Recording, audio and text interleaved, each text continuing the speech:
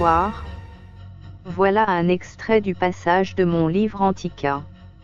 En espérant que cela te plaira, je te souhaite bonne lecture.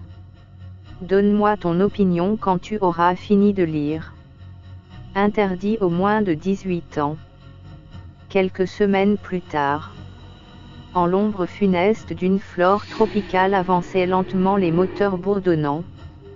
Jack à la manœuvre, les yeux rivés sur le sondeur de fond marin, s'approcha lentement d'une embouchure donnant sur un marécage à la profondeur permettant d'y amarrer l'ancre marine. Jack saisit le talkie-walkie s'adressant à Pirito et tenta inspecter les différents moteurs du Zodiac noir. Qu'y a-t-il, prononça la voix rauque. Pirito prit acte de l'arrivance du point de destination. Le Zodiac est prêt en peu de temps, je décolle des algues marines des hélices. Jack scruta le radar, aucune trace d'individu en cet endroit dissimulé en cette immensité forestière portant des empreintes d'Amazone. Il prit sa montre traduisant le rythme cardiaque de sa délaissée, tout lui parut normal en cette fin de nuit. Se dirigeant vers C.L.E, il y enclencha le système par empreinte oculaire. Désactivation système d'admission des gaz.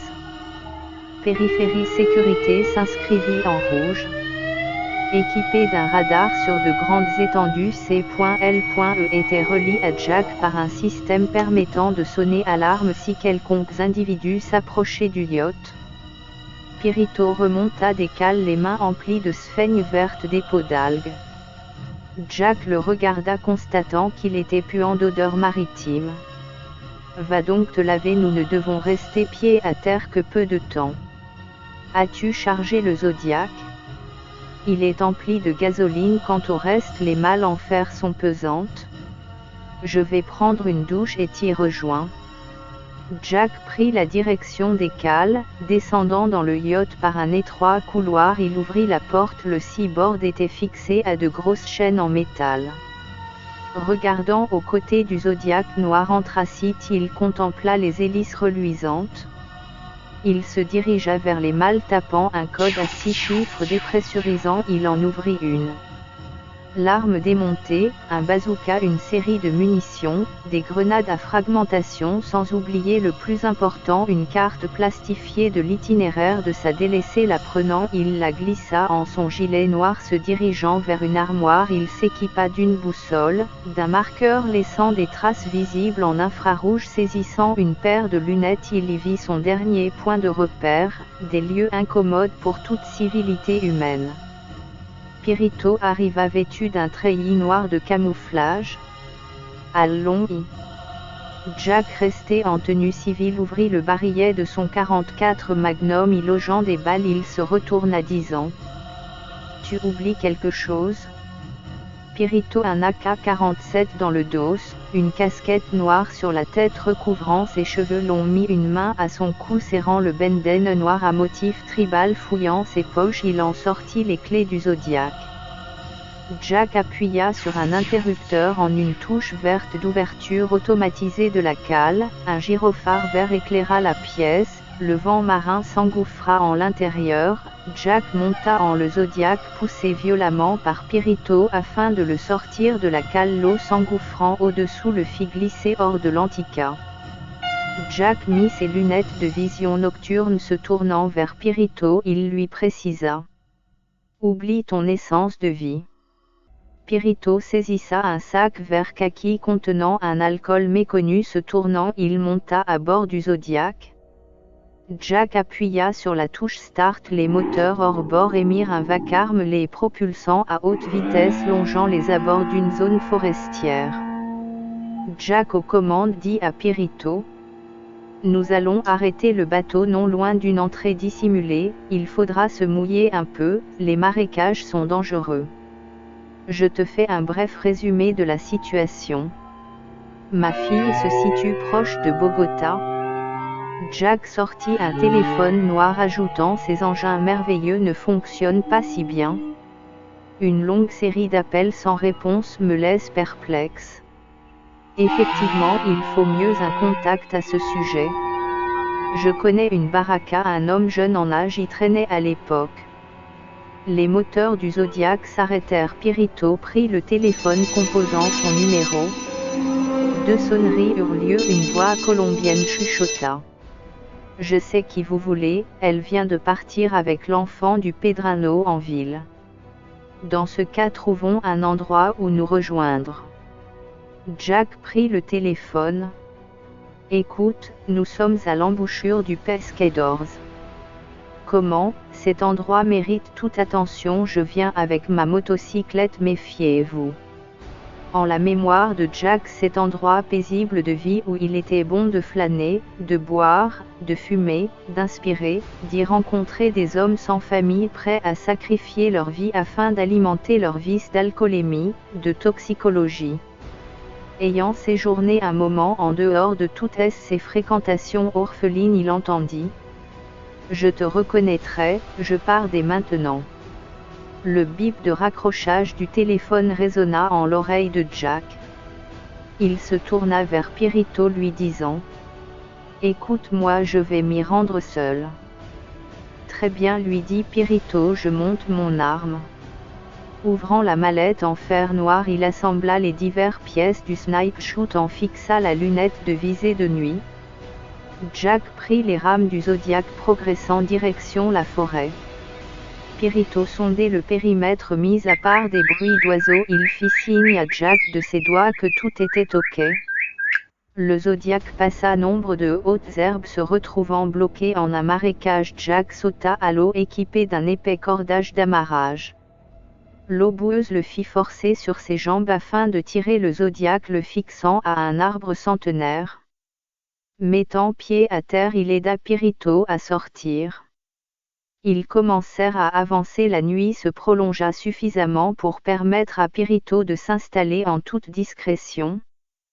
Jack continua de marcher. Un dernier tronc d'arbre lui masquait la vue. Retirant ses lunettes, la vision verdâtre de nuit s'estompa. Des bruits de craquement le firent s'arrêter un instant. Baissant les yeux, il vit des seringues. Se tournant à demi, il identifia une forme humaine affalée, bouteille vide en main contre un arbre. L'homme avait l'air de dormir profondément. Jack, s'en étant approché, regarda ses bras dénudés emplis de points rouges. Un léger sifflet de ronflement s'échappe de sa bouche recouverte par une barbe mal taillée. Jack le contempla. L'homme sans t-shirt portait des marques faites au couteau sur le poitrail. Un chapeau fait de papaye verte était posé à ses côtés, son ventre laissait apparaître un point noir fait à l'encre de Chine. Jack, se rendant compte de son profond sommeil, fit un premier pas. Un bruit de culasse en son dos l'arrêta net. Le chapeau de papaye verte ayant une main glissante s'accaparant un revolver miré sur l'homme vêtu de noir, mettant les mains de côté, retenant prisonnière un 44 Magnum, parla en colombien. « Je ne vous ai pas tué. » L'homme à terre, sommeil léger, entendit un son de moteur. « Ne bouge pas, toi. » Un son de crachat finalisa sa phrase. Jack resta les bras tendus de côté. Pirito, installé dans les hauteurs en l'écoute symphonique de son MP3, mâchouillait un chewing-gum, commençant le montage de son arme. Entendant un son de moteur, prenant sa lunette de visée infrarouge, il sonda le périmètre. Arrêtant ses mouvements de balayage de droite à gauche, il fixa Jack les bras en croix. Pirito, pris d'un coup de nerfs, se jura de ne point s'attarder sur le montage du fusil sniper shoot. Emporté en sa tête par le son, il coupa le MP3. Seul un léger vent soufflait à une distance de 30 mètres. Pirito, tenant une balle dans la main, pressé par les événements, l'inséra en son long fusil. Que faire d'une balle pour deux hommes? L'envie de tirer l'homme à la papaye verte se dissipa en lui, voyant l'homme à la moto marcher, un colt à la main, en direction de Jack. Le doigt sur la gâchette de son arme, Pirito arrêta son geste pressoir en une tétanie, voyant le mouvement de Jack serré au corps en signe de retrouvailles. Pirito fixait l'homme à la papaye verte, voyant des mouvements de sa bouche.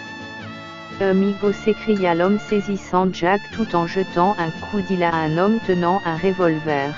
« Suis-moi » continua-t-il, faisant un signe de doigt à l'homme à la papaye verte, disant à Jack : « Ta fille est la reine des rues ici, allons la trouver. » Jack à ces mots ressentit une montée de chaleurs émotionnelles l'envahir, il tapota sur le dos du motoriste lui montrant un autostoppeur qui les fixait avec un AK-47.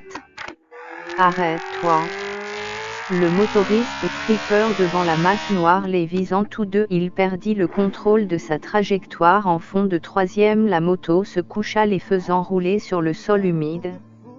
Le premier à se relever fut Jack. L'AK-47 tenait en joue le motoriste dérapant sur le sol boueux, sa tête percuta une roche en un bruit sec. Jack courut vers lui, l'homme resta inerte à terre. Jack leva la main disant à AK-47 de le rejoindre. Pirito approcha surveillant les alentours. Émotif à ce que je vois, prononça Pirito. Jack tourna la tête de l'homme touchant son artère jugulaire. Il annonça à Pirito. Il vit. Pirito se baissa prenant le colt, fouillant ses poches de gens trouées. Il y trouva un téléphone non verrouillé. Regardant le nombre de contacts, il regarda Jack lui jetant dans les mains ajoutant. Tu connais quelqu'un dans ce merdier de nom? Il fit défiler les prénoms par ordre alphabétique tapant sur Tatea. Il attendit quelques secondes. Oui, fit une voix sicilienne. Je suis Jack, je cherche à savoir qui est la personne qui fit à mes côtés. C'est assez emmerdant. À quoi ressemblait-il? Un jeune, je dirais 20 ans, moto couché sur le sol, tête ouverte. Il respire encore. Tatea appela en sicilien un dénommé Puglio. Après 2 minutes de langage incompréhensible de Jack, Tatea précisa. Tuez-le, les services d'émergence sont reliés à la police des routes. 2 balles furent immédiatement tirées de l'AK-47. Une pluie froide s'abattit sur le corps du motoriste. Pirito le tourna face à terre, relevant son t-shirt. Il y vit un tatouage, une tête de mort tendant des billets de $, trous par balle. Jack finalisa la conversation sur un point de rendez-vous dans les bas quartiers. Pirito releva la motocyclette. Jack se positionna à l'arrière délaissant un corps sans identité au rythme des accélérations. Il nous faut être prudents, gueula Pirito, la bouche sous le bandana noir. Jack, la tête cinglée par la pluie froide, lui indiqua une route à travers champs de feuillage s'y engageant la motocyclette. Les pneus patinant dans une boueuse trajectoire, arriva à une entrée sertie de barbelés. Une vieille porte en bois bouffée par les termites explosa sous la puissance de son coup de pied. Parcourant 10 mètres, la lunette de visée de Pirito fixa une vieille maison à 400 mètres pris dans une épaisse brume montante. Jerry gueula un fermier, le visage cinglé par une épaisse pluie lui masquant la vue. À quelques mètres d'eux se tenait le dos de la fazenda, un calibre 12 en main. Pirito s'agenouilla caché par les hautes herbes. Il fit signe à Jack resté sur la motocyclette de se baisser, la délaissant sur la béquille. Le vent se mit à tourner. Pirito, les yeux plongés dans la longue vue, scrutait le dos qui rebroussa chemin en marmonnant. Cette âne de Jerry et sa maladie me rend dingue. Les 100 mètres parcourus dans les hautes herbes s'arrêtèrent à un pilier en bois épais servant de clôture. Pirito regarda la fazenda, les planches peintes en blanc la constituant. Une haute terrasse en faisant le tour contenait une immense porte en verre qui s'entr'ouvrit à la va-vite. 2 molosses de pédigré noir et feu sortirent faisant le tour sur les hautes planches en bois maintenues par pilotis. Le dos disparut à droite entrant par une porte en sa demeure. Pirito se tourna vers Jack. Et maintenant, demanda-t-il. La merde, se dit Jack, un pas de plus et on est mort. Le vent cinglant masquait un son. Jack leva les yeux voyant un hélicoptère en phase de décollage à une vingtaine de mètres sur un terre-plein. Le bruit du rotor pleine puissance l'éleva en les airs. Le téléphone que Pirito avait gardé se mit à sonner. Appuyant sur la touche décrochée, il entendit. « Allô, je sais quel genre de salaud vous êtes, chuchota une voix. Bien, je n'ai pas à me présenter. Vous êtes arrivé à la barrière qui nous sépare, tuez-moi cette pourriture et je vous rendrai l'enfant. » La communication se coupa net. Pirito entendit nombre d'hommes parler sicilien. Il retira son benden, la température venait de monter, le front transpirant, il se tourna vers Jack. Les nouvelles ne sont pas bonnes. Pour récupérer ta fille, il faut abattre la fazenda. 2 chiens, un jeune homme d'une vingtaine d'années portant un appareil auditif, le dos au calibre 12 sans oublier l'hélicoptère. Dans quel merdier je suis allé me mettre? Jack énervé prit le téléphone à Pirito appelant la numéro de Tater. À la 10e sonnerie, une voix emplie de pleurs répondit. « Aide-moi !» Mignonnette, cria Jack. Le bracelet pulsar de Jack lui indiqua un rythme cardiaque élevé. « Allô, dit une autre voix distordue. Tu veux que je te la déglingue? » Une série de gifles claqua. Un autre son plaintif atteignit l'oreille de Pirito, une série de miaulements à une dizaine de mètres. Assis en une féline posture, une chatte était arrêtée les contemplant. « Quelle aubaine !» s'exclama Pirito portant la lunette de visée à ses yeux. Il vit qu'elle portait un collier, elle était entourée par de jeunes chatons éparpillés. Pirito zoomant le collier de la chatte y vit un pendentif. Jack le lui dit. « Va me l'attraper. » Pirito rampant s'approcha dangereusement du félin qui n'avait bougé, tendant une main, il la saisissa à l'estomac. Se retournant, il vit Jack lui dire de venir avec les mains. « Ah !» s'exclama Pirito, arrivé à Jack qui retira le pendentif du collier. Il s'agissait d'un réceptacle en forme de balle. La dévissant par la pointe, un objet en métal froid tomba sur les herbes. Pirito le ramassa, lisant un numéro de téléphone en relief, ne s'apercevant qu'un serpent dévorait la progéniture du chat tenu par Jack. À y réfléchir, ce genre m'est inconnu, une technique de perdition du chat est admissible. Maintenant le numéro gravé me paraît douteux. Réfléchis, nous sommes perdus ici, personne ne peut nous trouver. Jack saisissa un téléphone noir. En composant le numéro, il entendit 2 longs bips. Pirito, équipé du téléphone noir de l'Antica, il lut un numéro crypté. Se tournant vers Jack, il lui dit. Plutôt étrange, il s'agit de ton téléphone. Comment cela est-ce possible? Jack eut confirmation d'une voix taciturne annonçant. Je suis le père. Jack eut mention d'une nommée. Ah, se dit-il en se grattant fortement la tête. L'appel se coupa net. 2 bips résonnèrent en écho dans la tête de Jack. Pirito le fixa nettement du regard, y lisant une seconde inquiétude.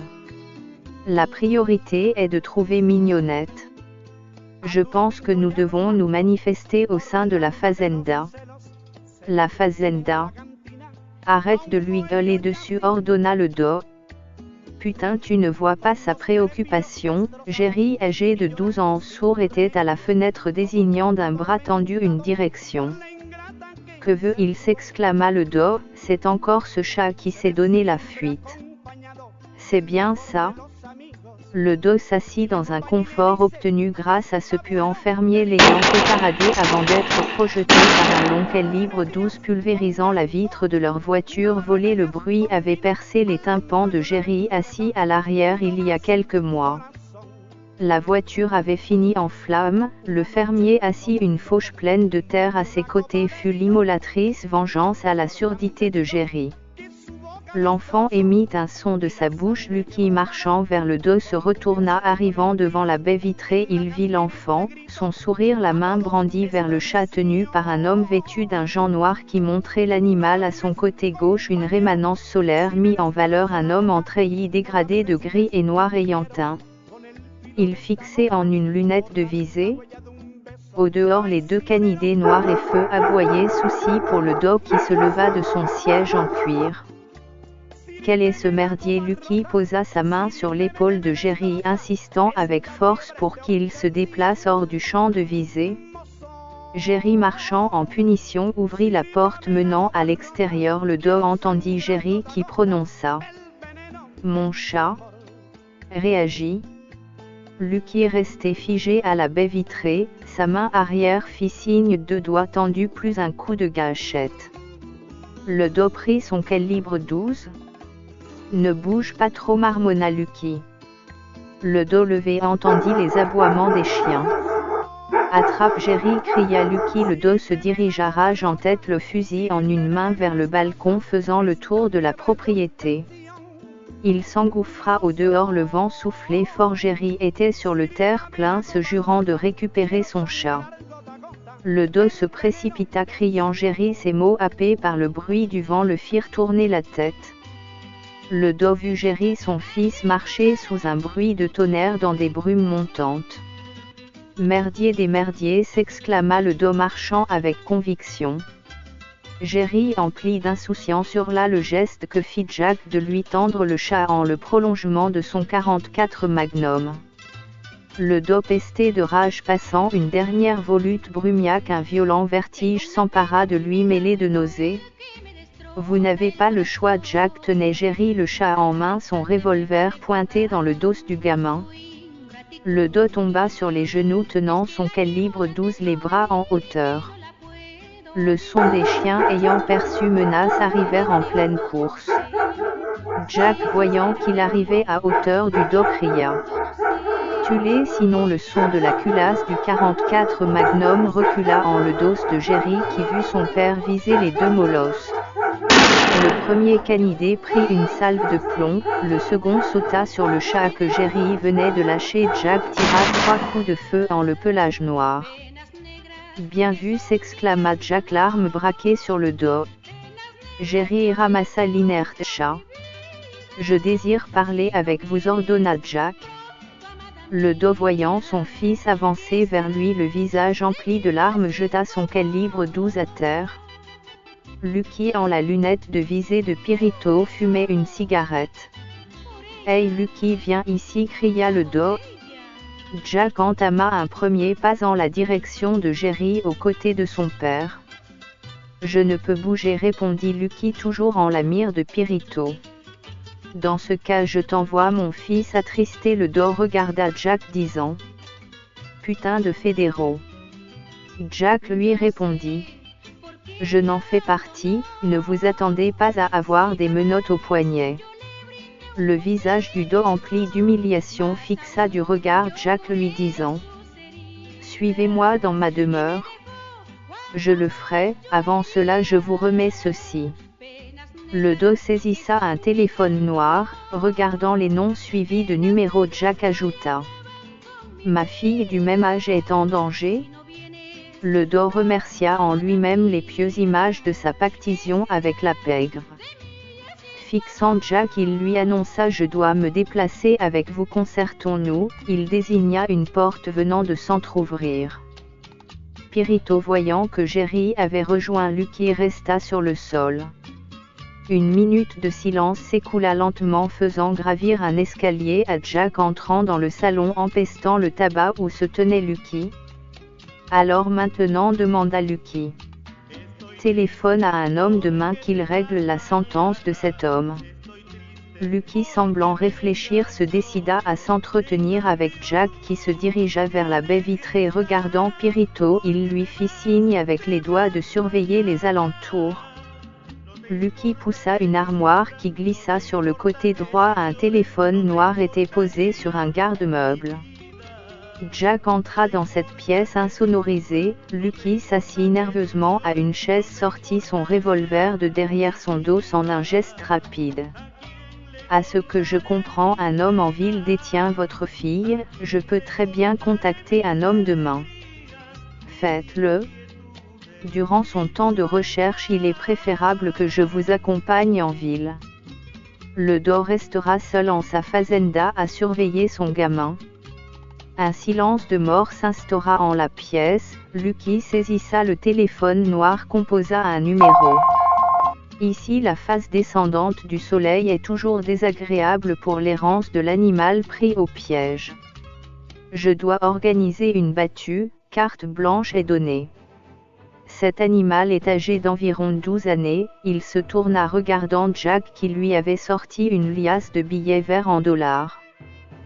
Écoutez, à l'autre bout du téléphone, l'inconnu chasseur annonça à une foule assise jouant au poker devant une putain. La chasse est ouverte. Immédiatement des bruits de barrières résonnèrent dans le combiné téléphonique. Bien, la nuit me semble propice à trouver ton ours. Lucky raccrocha, regardant Jack. Il lui annonça: nous partons à présent. La grande armoire se referma derrière eux, le dos assis acquiesça. Dans le tumulte infernal d'un soleil se couchant commençait à éclore en les rues, les ivrognes envahissant les parkings, la zone portuaire. L'un d'eux, leader en buvette, titubait, la vision floue. Il distingua un homme en chemise tropicale dont la voiture mauve, une décapotable à l'intérieur en cuir blanc, ne faisait que d'attendre. Une fumée grisâtre échappée dans les airs fit boire l'ivrogne. Marchant à pas houleux sur un goudron plat, il scruta les poignées de porte du véhicule couleur violette argentée. Une musique symphonique provenant de Carthagène, orchestrée par un consortium d'instrumentalistes, diffusée en direct live. L'occupant du véhicule tourna la tête, voyant à 5 mètres de lui un ivrogne amaigri gagné par l'obstination de se nourrir. Une monnaie, s'il vous plaît. Il redressa son t-shirt, montrant son ventre à côte saillante. L'autre main tenait une bouteille d'eau transparente contenant un liquide rouge. L'homme ne le quitta pas du regard, ses yeux derrière des lunettes Ray-Ban violettes, la main sur le siège passager où un pullover trempé dissimulait un objet pouvant faire du bruit. Non, retorqua l'homme, ouvrant d'une main un paquet de cigarettes dont aucune ne se ressemblait. L'ivrogne, les yeux vitreux d'alcool, tendit une main. Serre-toi, entendit l'ivrogne. Ses doigts aux ongles jaunis prirent une fine 120 longue de 12 cm. Le tabac comprimé là-dedans te fera grand bien. Je dois manger, rétorqua l'ivrogne. L'homme scruta plus loin une poubelle dégageant de nauséabondes odeurs. Dans ce cas, j'ai faim de nouvelles, ta nourriture auditive m'est précieuse. Pour te dire, je ne sais où trouver une sauce à base de tomates, de parmesan. L'ivrogne, allumant sa cigarette, tira une première bouffée. S'exclama l'ivrogne, inspirant l'épaisse fumée métallique. Ses yeux se croisèrent légèrement, la dose venait d'atteindre les neurones, ses jambes en tremblèrent, voyant les couleurs devenir fluorescentes. L'homme dans le véhicule lui parla, sa voix paraissait déformée. Des pizzas, il lui montra son arme. Monte donc, tu seras en sécurité. Sa voix paraissait douce. L'ivrogne sauta dans la voiture. Sur les banquettes en cuir, un fond musical de l'homme sifflotant une chanson le berça. Le moteur t'écoute, accélérant à la manière d'un burn. Le véhicule avança, roulant à vive allure, l'homme regardant ses côtes saillantes. Ça doit être par là, dans les dédales. Il lui désigna une route longeant nombre de ruelles. La voiture s'y engagea, roulant lentement derrière ses Ray-Ban rouges. 2 yeux scrutaient les enfants, traînant à une solitude libératoire. L'homme passa non loin d'une tête chauve portant un tatouage d'arachnide en une veuve noire. Il traînait une fillette blonde avec force. Elle se débattait, reçut un violent coup au visage, la laissant désaminé, la portant. L'homme ne tint pas attention à la paire de Ray-Ban rouges. L'ivrogne regarda la scène. Ray-Ban rouge sortit son arme, ne voyant pas un étage plus haut un homme mal rasé le visait avec un rifle. Une balle partit se loger en l'oreille de l'ivrogne. La voiture accéléra, disparaissant. Merdier des merdiers, lui dit l'homme, retirant ses lunettes. Du sang se répandait en giclées sur sa chemise hawaïenne. Il fixa l'horizon, pétaradant son guide ivrognac. Avant de mourir, il susurra des mots incompris. L'homme, ouvrant la portière, le poussa à terre. Il remonta en sa voiture, le temps de faire demi-tour. Une épaisse fumée incendiait l'appartement d'où la balle avait été tirée. Plus de traces du van blanc. Il tapa sa portière avec furie, regardant son téléphone. Il se devait d'informer un dénommé Lucky, représentant sa voiture par un simple paquet de cigarettes signé Stry. Il continua de rouler à la va-vite. En le van blanc, Tataglia se fit joie de disparaître ainsi, caressant la tête de la fillette avec une haine exterminatrice, un plan méticuleux. Le van accéléra sur une route de terre. Ray-Ban rouge en furie hésita un long moment, ayant des gouttes de sueur dégoulinantes. Le téléphone sonna. Une voix sicilienne entendit. Rien d'autre qu'un van blanc. Le van blanc conduit avec empressement s'engagea sur un chemin de gravier. Un bruit de gifles résonna, Tattaglia sortit une corde attachant Mignonnette portant une marque rouge au visage.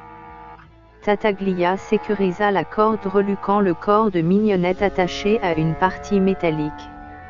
Le visage de Tattaglia rouge lui dit : « Petite salope, tu vas te tenir tranquille. » Il lui sortit son calibre lui touchant les seins avec 2 mamelons dont les tissus les recouvrant se firent arracher.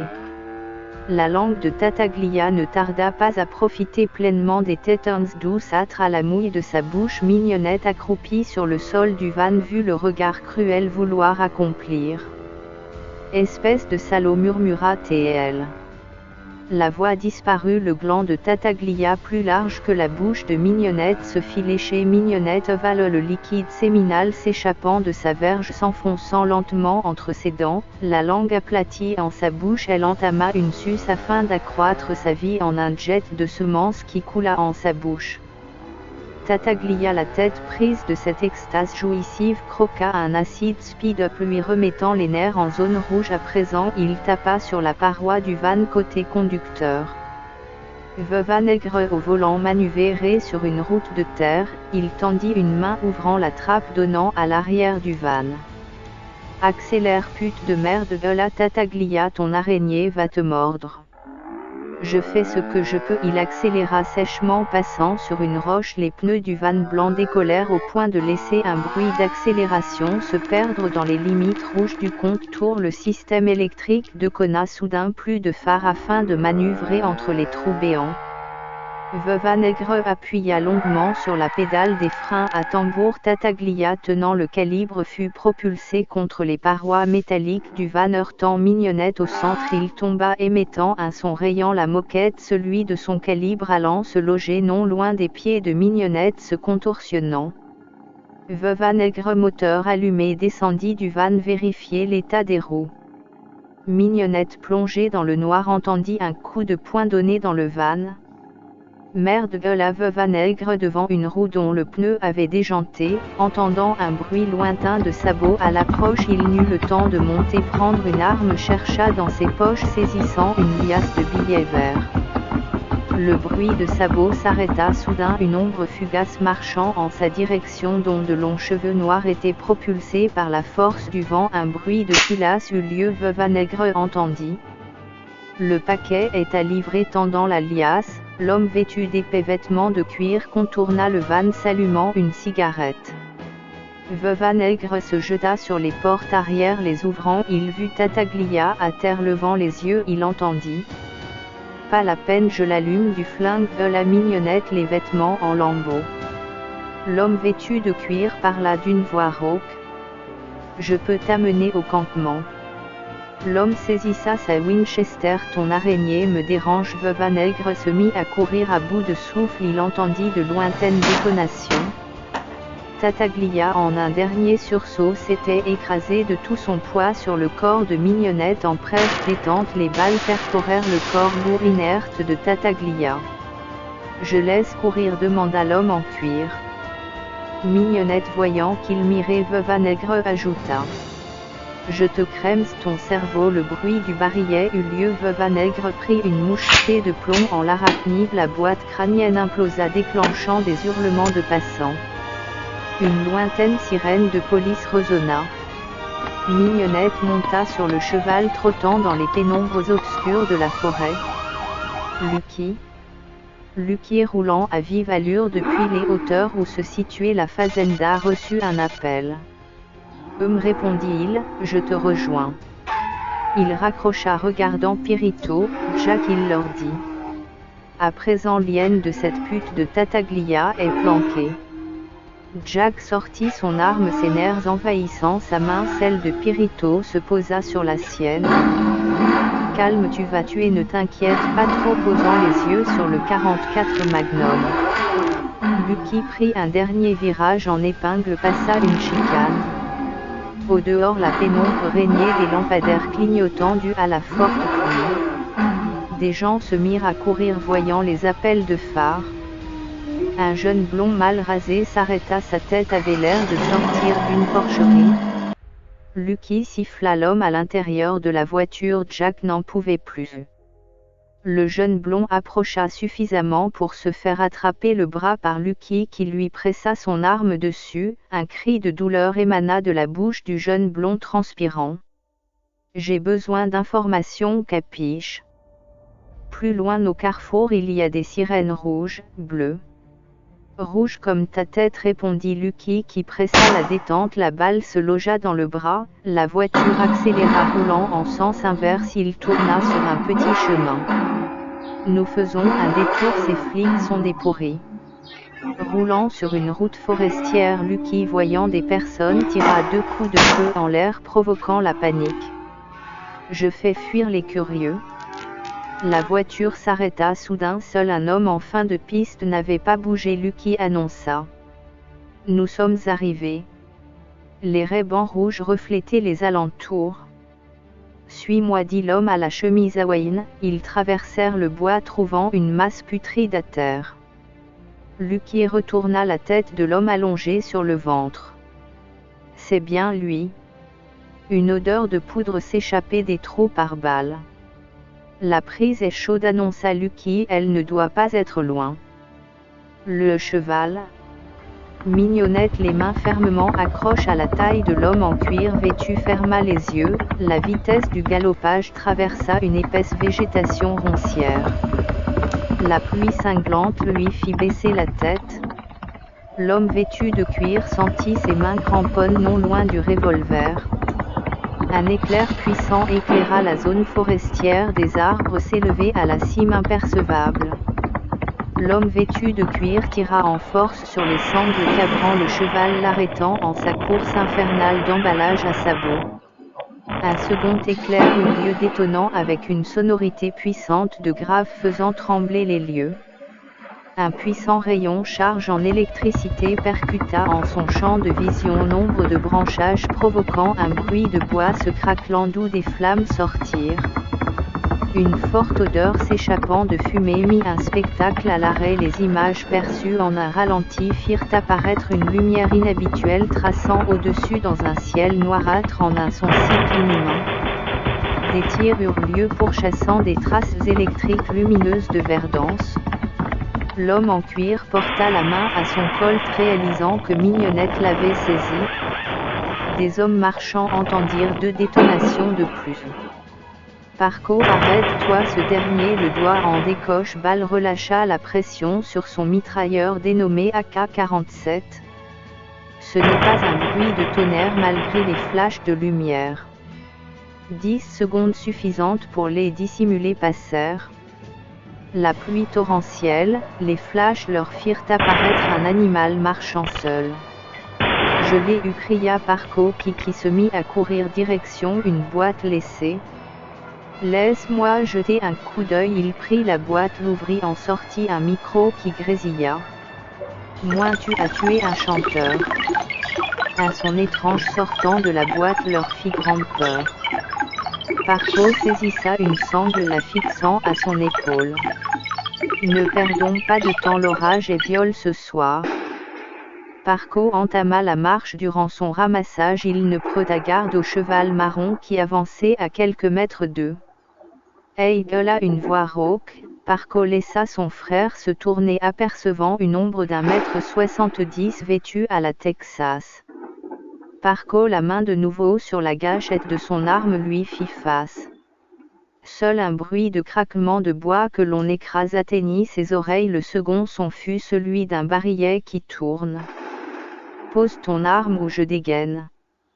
Parco laissa tomber sur le sol son AK-47. Un long sifflement fit avancer l'homme au cache-poussière qui s'arrêta à hauteur du frère de Parco. Ne fais rien, lui cria Parco. L'homme au cache-poussière, la Winchester en son dos, regarda dans les yeux le frère bien plus jeune. Il tenait un revolver noir. Je dois poser mon arme au Syria-t-il. Nous ne sommes pas des fédéraux. Bien, s'exclama-t-il. Mignonnette, l'arme en direction de Parco, entendit un son grésillé provenant de la boîte noire. Le cache-poussière s'alluma une cigarette disant « Moins vous devez nous aider ?» Ah oui, bien sur une sorte de garde rapprochée. La main du cache-poussière lui tendit une liasse de billets. Le frère de Parco mit la main dessus. Le cache-poussière ajouta « Nous devons nous rendre à un campement. » Bien certes, mais tu resteras derrière avec ton canasson. Un bruit bien lointain ressemblant aux pales d'un hélicoptère se rapprochait. Tout est ok, gueula cache-poussière. Mignonnette avait le pied sur elle AK-47. Parco se retourna, stupeur de voir une enfant tenir une arme si lourde. Ne restons pas, dit Parco, le son du rotor est proche. Mignonnette attendit l'homme au cache-poussière qui arriva sur son cheval. Monte-le, lui dit-il.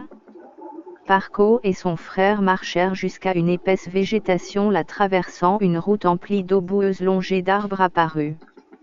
Au bruit stagnant de l'hélicoptère, le cheval galopa soudain, délaissant Parco et son frère se dissimuler entre les arbres. Un vent soufflant fort les eaux de pluie fit bouger la cime des arbres. L'hélicoptère. À son bord, 6 hommes équipés à la militaire sortirent des cordages faisant un signe de doigt du pouce. L'un d'eux amorça la descente. Ok Powell, il n'en reste rien. Dit aux autres de descendre également. Les 5 autres hommes pieds à terre commencèrent la recherche. Seul restait un homme pleurant assis au fond de l'hélicoptère. L'endroit est dangereux, dit le pilote. Écoutez-moi bien, je suis sur une trace depuis fort longtemps, délaissez vos hommes, nous irons les chercher plus tard. Cela n'est pas dans les autorisations, retorqua le pilote. L'homme se leva de sa chaise, s'assit à ses côtés. Bien, fit le pilote, scrutant une carte noire où était inscrit un nom, Caverton. Echo One, nous faisons un tour dans la région, restez vigilants. Ok Powell, disons qu'on garde le contact en région forestière. Caverton saisissa le micro avec empressement, appuyant sur le bouton, sa voix se diffusa en les oreillettes de Skype, chef d'ordre de ses troupes d'élite. Fouillez le corps, normalement il devrait y avoir une mallette noire. Plus bas, des faisceaux de torches se les allumèrent. Nous inspectons l'endroit.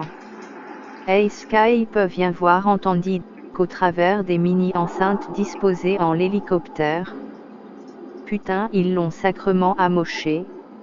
Skype et ses hommes contemplèrent des traces sur le corps dénudé. L'un d'eux se tourna pour vomir. Qu'y a-t-il, demanda Caverton. Un silence eut lieu, l'énervant grandement en sa haute autorité gouvernementale. Écoutez, je veux des descriptions. Ce qui les choquait le plus était non les parties où l'homme s'était pris les 6 balles, juste une trace hideuse imprégnée en son corps à la manière d'une scarification représentée par des formes géométriques. Un flash eut lieu, l'appareil numérique stocka les images de l'associé inerte de Caverton. Écoutez bien, nous partons sur les traces de la malle noire. Ils s'engoncèrent en forêt. À bord, Caverton avait écouté les descripteurs au visage blême, lâchant une dernière phrase. Ce ne sont pas d'ici ces formes, un autre ajouta. I2. Une épaisse fumée s'éleva dans les airs de chair brûlée se consumant. L'hélicoptère s'en éloigna. Caverton, les mains sur le visage, annonça. Ce n'est une antiseptisation faite par le feu. Prenez les coordonnées suivantes. Il lui tendit un objet électronique. Des degrés de latitude apparaissaient en rouge. L'hélicoptère s'éleva dans les airs, disparaissant de la vision humaine de ses 800 mètres d'altitude. Ray-ban rouge. Le temps s'étant écoulé, Lucky, Jack, Kirito avait fini par suivre Ray-ban rouge en voiture roulant à vive allure. Il arriva aux abords d'un parc longue étendue verdâtre. Le moteur allumé, il descendit de son cabriolet, annonçant à Lucky en un geste montrant une barrière sécuritaire rouge-jaune. Voilà, le monstre se situe dans les chemins tout-terrain. Kirito regarda à deux fois la vitrine s'étendant le long de la route du concessionnaire 4x4. Ce n'est pas tout, ajouta Ray-Ban Rouge. Le modèle que je vous propose d'acquérir est... Sa phrase s'arrêta net devant une démonstration de course Rally Trophy en haute définition, voyant un palmarès s'afficher en lettres d'or précisant le siècle de l'année de toutes ces belles victoires sur un mur d'images. Oui. Kirito démarra la jungle du moteur roulant à travers la vitrine. Lucky et Ray-Ban Rouge étaient déjà repartis. Seul Jack resta collé au siège mi-cuir mi-carbone par les accélérations puissantes. Lucky avait gâché de son calibre. Repartant, son ombre lugubre tentaculaire donna silence à Ray-Ban Rouge, ressentant sa froide attitude. La voiture funeste s'engouffra dans une ruelle descendante, un étrange calme y régnait. Lucky gara sa voiture en descendit, convia Ray-Ban Rouge à frapper de son poing une porte déjà défoncée. Un mot en sicilien fut prononcé, la longue porte coulissa de côté. Ray-Ban Rouge vit nombre de tables en bois épais engageant la marche. Il fut stoppé net à la vision d'un amas de personnes. Certains d'entre eux jouaient aux cartes type poker, d'autres étaient affublés à la démonte d'un distributeur de billets de cartes bancaires. Lucky parla sicilien à l'homme chauve de petite taille qui montra sa seule valeur en ce monde, une montre dont les aiguilles étaient arrêtées sur minuit. L'heure zéro, celle où la vie ne sait que prendre, sort du lendemain. Lucky regarda au plus loin, remarquant Martha, une pute au sein énorme qui nettoyait une brimade ensanglantée. Ray-Ban Rouge retira ses lunettes, signe pour lui d'une accalmie de ses neurones, de ses nerfs, voyant des visages tout en marchant. Il s'asseya à une table rejoint par Lucky. Il sortit un sachet de cocaïne, se poudrant le nez. Une femme titubante approcha. Une phrase sicilienne donnée de grâce par Lucky leur apportèrent une bouteille de Campari ainsi qu'une de champagne qui ne fut pas saisie immédiatement. Le sort de la gamine se remémora Ray-Ban Rouge, qui démontra par des stigmates nerveux l'ampleur colérique d'avoir mis atteinte au dos resté en sa fazenda en l'image inerte de Tattaglia. La serveuse repartit en de nombreux sillages oculaires. Son cul avait l'expression. Un homme ne tarda pas à faire résonner de la même façon des coups donnés dans la porte. Une fois ouverte, il se précipita, le visage trempé par d'épaisses gouttes de sueur. Lucky se leva de la chaise pour le saisir par le dos sans signe d'amitié. L'homme se mit à souffler fort, annonçant: les fédéraux ont un barrage côté circuit du pôle automobile. Ray-Ban Rouge compris, jeta un coup d'œil à Lucky. Le téléphone de l'homme se mit à sonner. D'accord, non loin de la forêt. Que se passe-t-il, murmura un homme s'étant approché, chemise entr'ouverte. Ils ont tué Tattaglia, ces enculés de fédéraux. Lucky siffla par deux fois, faisant un signe de sa main. Deux hommes arrivèrent coiffés soigneusement. Le sang se répandit dans les airs, dégoulinant sur Ray-Ban Rouge à la première tape donnée. Lucky enfonça son revolver en le poitrail de l'homme. Son sang de glace lui permit de ne pas l'abattre. En sicilien, il ordonna: de côté avec les chiens. Les hommes de force le saisirent, l'emmenant en l'enclos de matin de Naples, n'ayant pas eu ration. Le sillage de baise-moi s'approcha de Ray-Ban Rouge, se baissant, son t-shirt ample laissait entrevoir une protubérante poitrine dont les mamelons s'agitaient. Je vous éponge. Ray-Ban Rouge, une montée orgasmique dans la tête, sortit son sexe, lui disant: le bout est rouge. Son sexe, gonflé par l'extase de ses désirs, fut immédiatement saisi. La main moite de féminité le tira ferme par le bras. Il se leva, délaissant Lucky. Sur le chemin menant à une pièce où seul un matelas était de travers sur le sol, Ray-Ban Rouge lui demanda: Bella, quel autre nom as-tu? Se baissant, elle saisit sa pleine bouche son sexe, lui disant: overdose. Tandis qu'overdose exsucée à la léchade. Lucky discuta avec nombre d'hommes, leur expliqua les coups claquants de mâchoire des matins de Naples. Une chose le démangea en son pantalon, sous le coup de l'action du van blanc, de la mourance de Tataglia il en avait oublié les prélèvements y plongeant sa main il en sortit une grande déstabilité vrombissante. Son téléphone cellulaire, chose qu'il contempla en objet funeste activant les événements allant jusqu'à déranger les gens assis il sifflota un air macabre. L'homme à la chemise entr'ouverte attrapa le téléphone que Lucky lui lança. Listing. Nombre de numéros liés à des noms s'affichèrent la dange du dos venait de tourner des hommes arrivèrent contactés à divers endroits. Tous avaient pactisé le premier coup d'accélérateur d'une voiture partante signa en son V12 le V de Vendetta. Parco. Les heures écoulées le chemin emprunte par Parco, son frère suivi du tratige de l'homme en cuir vêtu portant une Winchester désorienté par le bruit incessant de la boîte noire méconnue les arrêta un moment. Le frère de Parco ne reconnut en rien les points de repère mémoriels qu'il avait eus. Une route de terre inconnue s'érigeait devant eux, une odeur de bois brûlé, une épaisse brume s'élevant à 1,50 m du sol. Le manque de présence du vent frais mêlé à la pluie cinglante ne leur permettait guère de s'y aventurer. L'homme de cuir vêtu dont le cheval se cabra puait l'instinct de fuite. Un cigarillo fut allumé, deux fortes inspirations. Mignonnette jeta une pierre fluctuant dans les airs, la forme arrondie de son geste l'avait élevée avant qu'elle ne tombe restant à stagner dans les airs. Parco regarda son frère qui mirait la roche en suspension. Jean est plein les nerfs regardant son barillet empli de balles. Seule une voûte étoilée droit au-dessus d'eux, le repère d'une mouvance stellaire, les fit tomber à terre. Parco entendit la malle noire biffer fortement. En le regard de l'homme vêtu de cuir, un flou gondolant les images, Mignonnette poussa un cri en réponse à cette étrangeté. Des bruits leur vinrent aux oreilles, se sentant pris en une puissante tenaille fédérale. Parco ordonna. Avançons. LAK-47 Tyrannette. Mignonnette, le frère de Parco suivi de l'homme en cuir portant la mallette noire firent un premier pas, le décor floral commença à changer. Tous furent pris de vertige marchant de travers, une forte apesanteur faisant pression en leur corps les propulsèrent. Mignonnette roula sur le sol, l'homme à la Winchester charge bloqué du percuteur visait une fumée grisâtre nauséabonde.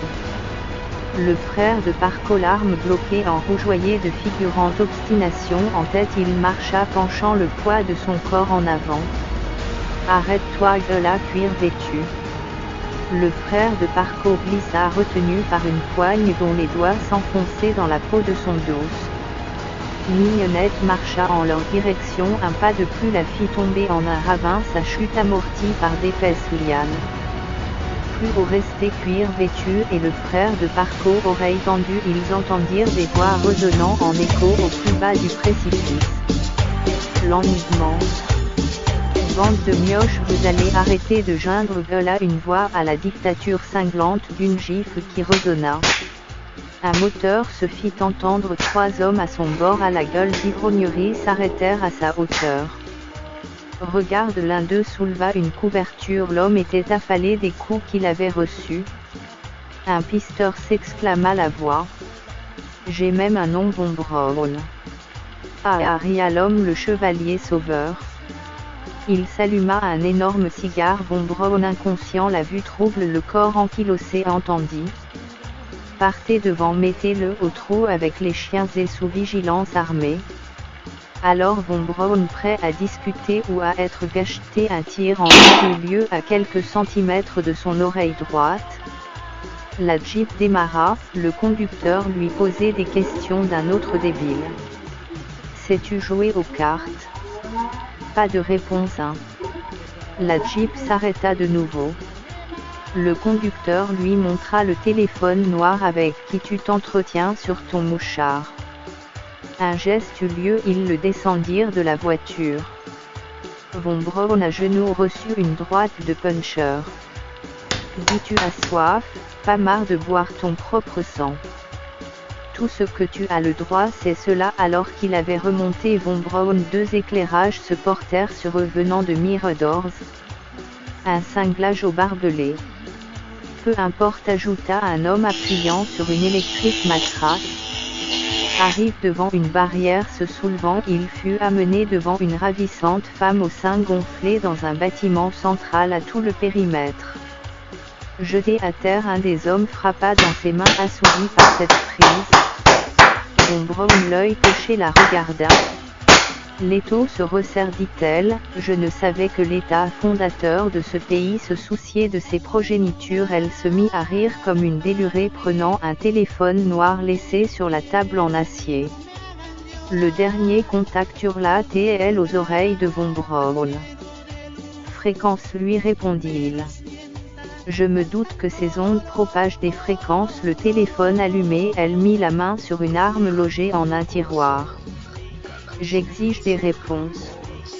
Une série de numéros de téléphone qu'elle contempla. Dois-je appeler? Sous ces mots sortant de ses charnues lèvres, un bip émite la calma un instant. Von Braun, toujours à terre, le corps empli de douleur, se tut. Un froid malaise s'empara d'elle, la tête imbriquée dans une série de questions firent perler des gouttes de sueur du long de sa gorge au creux de ses seins.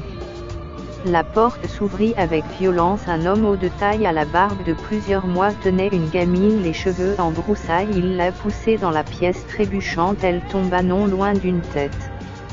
Je t'entends gueuler de l'entrée. Il tenait fermement une mallette noire. Nous sommes suivis, prononça la gamine. Qui t'envoie sur ce périmètre? Tataglia, répondit-elle en un murmure à sa femme. Foutez-moi ces deux-là au cachot. Un homme entra portant Von Braun affaibli. Quant à la gamine tirée par les cheveux, comptant de tête le nombre de pas parcourus en lisière de forêt, elle entendit un bruit de métal grinçant pousser en son dos, s'entendant un bruit de verrou qui se ferme. L'artificielle lumière provenant d'un mirador se stoppa en la luminance. Un bruit de mousquetons attachant 2 puissants gardes canidés ne cessant de renifler. Tenez-vous bien tranquille. L'homme repartit sur ses pas. Von Braun cracha une masse d'ectoplasme à terre. Astérisque.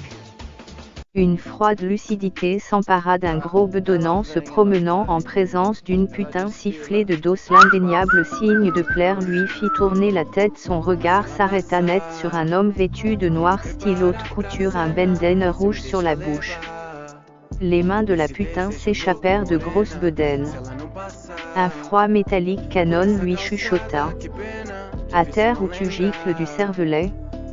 La putain se nommant Johan courut peu, stoppé par une voiture décapotable, un signe de main l'invitant à les rejoindre dans le prolongement d'une arme tenue par une chemise hawaïenne voyant rouge.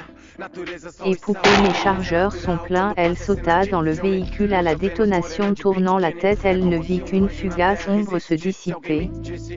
Le cabriolet accéléra, passant à hauteur d'une ruelle. Le tueur disparut, délaissant un amas de graisse végétalienne à terre s'échappant de son ventre. Astérisque. Pirito au volant roulé pleine allure direction les forêts. Arrivé à une bifurcation, un homme s'avança vers lui. Je suis le contact. Une portière s'ouvrit, y prenant place, les yeux rivés sur le contour. Il pressa le pied de Pirito. Ne restons pas, la forêt est une forme d'embuscade militaire qui contrôle la zone. Des voitures se sont arrêtées à nombre d'entrées, les gens sont inspectés un à un. Écoutez, dit Jack, mon enfant a disparu dans de piètres conditions, je ne peux la déclarer. Je comprends, votre véhicule, une telle puissance conditionnée en les roues motrices. Il n'eut le temps de finir sa phrase. Pirito vira à droite entrant dans un marécage. Le moteur s'emballa roulant sur de la glaise, les pneus accrochèrent. Impossible pour eux d'ouvrir une fenêtre. L'eau nauséabonde fit ouvrir le toit coulissant à Jack. De là vous avez un chemin escarpé en descente. Parco, qui mirait les bruits se mélangeant en brouhaha, sa tête se retourna pour saisir son frère qui à son habitude traînait toujours derrière, sentant sa main aspirer en son dos, il se tourna résistant la vision du dos de sa fraternité. Elle, un homme à la Winchester, disparurent en un mur flou provoquant un son disturbant perché haut dans les tonalités de grave. Parco, reculant en une vision d'halluciné, vit un long couloir montrant leurs ombres à une distance de 250 mètres. Halte, une voix suivie de grésillements dus au talkie-walkie mêlé à la mallette noire provoquant nombre d'interférences que détenait Parco lui permirent de se faufiler en cette ombrate nuit en une épaisse végétation. Un bruit d'hélicoptère signalé par une lampe clignotante rouge passa, prenant peur, il se mit à courir, son cœur emballé l'arrêta, il se laissa tomber au sol marécageux, de l'eau froide commence à le déranger, il avança sur quelques mètres. Merdier, commença-t-il la pesteur tout en se relevant péniblement son ouïe le guide vers son moteur approchant, seul le bout de l'AK-47 lui servait de boussole. Jack, la tête au dehors en une accélération chaotique, scrutait droit dans la lignée de lumière des puissants phares xénon. On ne doit pas être bien loin, cria-t-il à Pirito. Le phare halogène situé à droite de sa tête implosa. Les 450 chevaux contenus dans le moteur couvrirent le bruit du tir précis venant de les atteindre. Pirito parla fort. « Hey, la lumière vient de Peter, merdier de fusible. » Le contact se tenait la tête d'où un filet de sang sortait. Jack, la tête au dehors, le 4x4 ralentissant, vit un homme vêtu de blanc au travers des lunettes teintes de vert de vision nocturne. Il entra à l'intérieur du véhicule de l'an accélère. Un moment pesant de silence eut lieu. Une flamèche située à 30 mètres de propulser des balles, la gâchette écrasée tirée en mode rafale. Le 4x4 off-road prit des balles du côté droit, faisant voler les vitres en éclats coupants. Parco venait de vider son chargeur, les clics-clics de son arme le firent avancer. Ayant vu l'état de la carrosserie, il accéléra le pas, se tenant à 2 mètres des vitres cassées. Il cria « Je suis enfin libre !» Il approcha lentement pour s'assurer de la mort des occupants, vu du sang couler d'un corps en spasme. Seule la boîte noire qu'il tenait émit un son trahissant son emplacement. Jack blesse à la tête tendit son 44 Magnum. Seul le son difforme de la boîte noire leur procurait une froide impression. Le canon de l'AK-47 apparut braquant Jack à la tête. Dehors, dit une voix puante de banditisme. Jack sortit le 44 Magnum en main, il contempla un sourire de brigand. Le canon de l'AK-47 se posa sur son pied. Pirito, faisant le mort sur le tableau de bord, venait de pulvériser 3 ombres fugaces dissimulées dans les broussailles. Parco entendit l'impact des corps où se logent les balles perforantes. Parco, un ultrason de détonation dans la tête, n'eut le temps de bouger. Un clic résonna en leur dos. Main en l'air, gueula l'homme vêtu d'un treillis. Parco, devant gêner la vue de son poitrail visé par Jack. Un son d'oiseau tropical siffloté par Pirito fit comprendre en déclic le feu, l'odeur de la mort en poudre à canon siglé 43 Magnum. Il roula à terre. La boîte noire fut ramassée, les grésillements s'éloignèrent en un bruit de moteur au volant. Pirito à l'arrière, Parco, la tête visée par Jack. Le village. Des chiens traînant dans les rues se mirent à courir, gueule ouverte, pelage mouillé. Leurs aboiements réveillèrent le propriétaire du terrain. Sortant de son lit, se dirigeant vers la fenêtre, il aperçut 2 lumières plus haut dans les ornières. Les chiens agités en prirent le chemin, le troupeau de moutonnades dont le lait servait à fabriquer ce qui odorisait le vieux bois de sa demeure, du fromage à base de merde, du ferment. Bien 10 minutes qu'il n'en bouge pas, s'exclama-t-il, la main pesante posée sur un long fusil. Descendant à la cuisine où se situaient les chevrotines, il regarda les 6 canons y logeant les cartouches. L'une d'elles, saisie dans ses gros doigts terreux aux ongles souillés par son labeur, se logea dans la dernière. Il se servit un verre de vin contenu en tonnelle. prit une cigarette jaunie de tabac roulé, se l'alluma à la braise d'un ardent charbon mettant en valeur sa cheminée où crépitait le bois. Prenant pas, il ouvrit sa porte, le bruit de vaches meuglant se répétait inlassablement. Saisissant la crinière de son cheval, il se hissa dessus, disparaissant ainsi sous les yeux vitreux de son chat gris-pierre. En les hauteurs, Pirito, le pied compressant l'accélérateur, ne fit guère progression, les roues patinant en une PS Gadou entrait dans un trou. Le 4x4 à motorisation biturbo cala. « Hey maintenant !» s'exclama Jack. Parco, homme de poids, descendit du véhicule, ses pieds s'enfoncèrent dans l'eau jusqu'aux genoux. Jack fit le tour du 4x4, reprend à l'avant un treuil souci aucun arbre à proximité. Pirito tenta de redémarrer, rien n'y fit, le moteur imite une PS fumée vapeur d'eau le refroidissant. Jack prit d'un coup de sang, tapa sur le capot avant. Pirito éteignit les puissants phares d'Iman. Un homme à la barbiche emplie de crottes de nez ria la maladresse de ces aventuriers. Plus bas sur leur droite, dans le devers, restait posté immobile un cheval de labour bien loin de la vision des gueulades. Jack regarda l'horizon cherchant un moyen de raisonner sa colère. Dans un cas rare, il aurait mis les voiles laissant cette carcasse de fer brûler. Aucun autre choix que de descendre dans le village s'offrait à eux. Pirito, Jack, Parco commencèrent leur marche en cette fin de nuit et rester à deux couverts n'était pas la meilleure option. Parco, l'AK-47 en bandoulière, s'alluma un cigare. Les prémices de cette matinée froide laissaient de la vapeur s'échapper des narines de Pirito. Partit le fusil en son dos en un rythme de Jagger. Une oreillette du MP4 dans une oreille, écoutant un morceau électronique de basse rythmée. 2 minutes passèrent. Arrivé sur une colline, il se mit à terre, prit la lunette de visée, zoomant 3 maisons espacées par une route de terre les reliant. Plus à gauche, un long pâturage, nombre de moutons s'y éparpillés. Une puissante détonation résonna en écho. Pirito retira l'oreillette du MP4, prenant le talkie-walkie restant grésillant malgré son langage. Aucun retour. Yves sous bande de vauriens à terre, gueule à l'homme, le doigt au sang chaud tremblant de ses nerfs. Jack, Parco mirent genoux sur le sol. Le villageois tenait son arme à 10 mètres de cette prise. Jack prit la parole, parlant distinctement, le ton dénué de nervosité. « Écoutez, je sais qu'il est difficile pour un homme comme vous de devenir un criminel. Les crimes, le sang, ça me dérangeait pas. Je tue mes bêtes moi-même et c'est du gros bétail.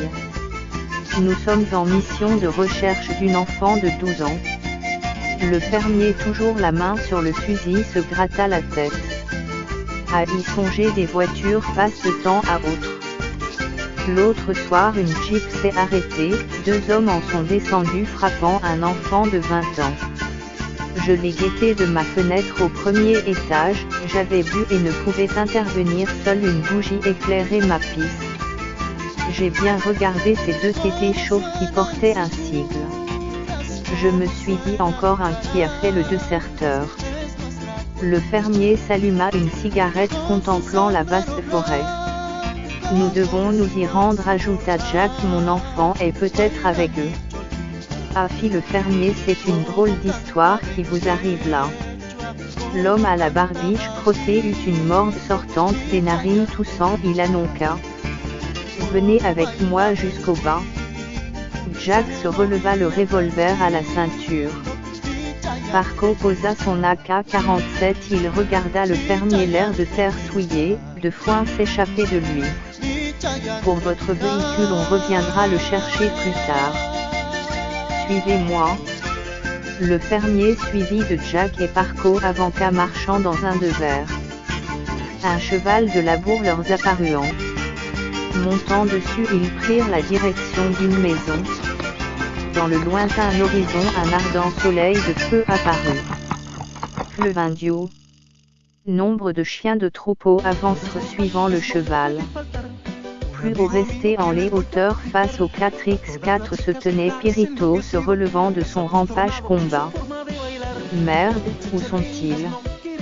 Il monta dans le 4x4, les clés de contact étaient restées sur le démarreur. Regardant dans le rétroviseur l'inclinant, il vit le contact à terre, une odeur de pourriture s'échapper de son corps mort.